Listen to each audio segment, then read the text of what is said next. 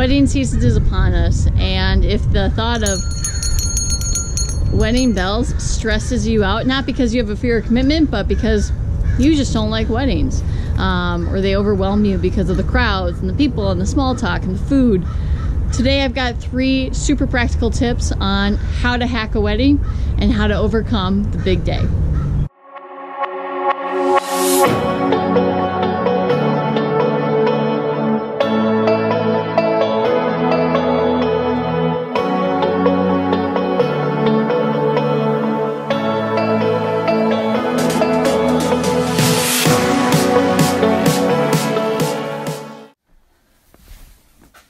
Okay, so today we're going to unpack how to conquer wedding season and how does one participate in a wedding, or how does one be the focal point in a wedding.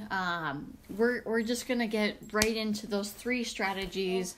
And so strategy number 1 is make a plan. So make a plan in your mind of what does success look like? What does reasonable success look like when it comes to going to this wedding, participating in this wedding, and what does utter failure look like? I mean, if you have a meltdown and you're overwhelmed, how does it all play out? Is there someone that you can partner with when it comes to this wedding, whether you are the bride or your bridal party or you're simply a guest?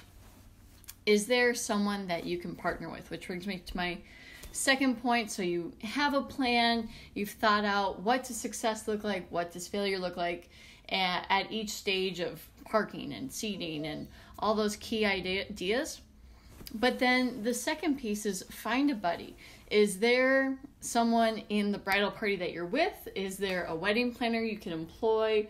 A cousin that can help you out on the day of, that can walk alongside you during what can be a really stressful time just for any person, period. But for anyone that's got social anxiety where it's really hard to navigate those waters of small talk and, oh, so what are you up to? Oh, that's good. How about that weather? All those different things. If you have a buddy to walk alongside you during that season of wedded bliss, or wedding day bliss, it makes everything better. So try to think, is there someone that you could either go with to the wedding that's going to help you and be that partner in crime? Or is there someone that you could become friends with, or at least be allies during those several hours that you have to share together? I know that I've had to go to weddings by myself where my husband was in the wedding, but I didn't know anyone. I didn't know anyone on the guest list. And so it was a really hard day. But I overcame that by finding someone else that was also there alone, that their boyfriend was in the wedding party, but they didn't know anyone there. So we teamed up, we kind of partnered up and found that common cause or that commonality between the two of us, and we overcame it. So tip 3 is all about find an exit plan. Determine your exit plan, come up with a signal, whether it be a baseball signal, or you drop a word into a conversation like pepper, or you start talking about traffic. I have come up with a number of code words with my husband. So if I say, if he says to me pepper, that has one code word, or if I talk about how bad construction is in Minneapolis this summer, that could mean another thing. So consider coming up with a code word for your buddy.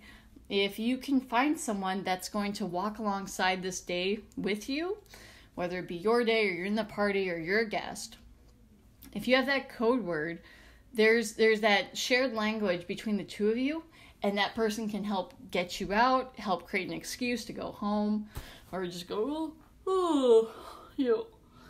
I'm so tired.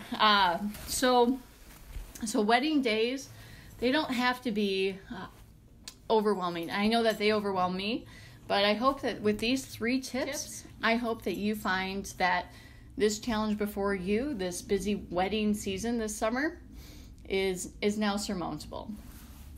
If this has been helpful, or if there's someone that you know that could use these tips, feel free to share it. Would love it if you could. And with that, I'll catch you guys next time.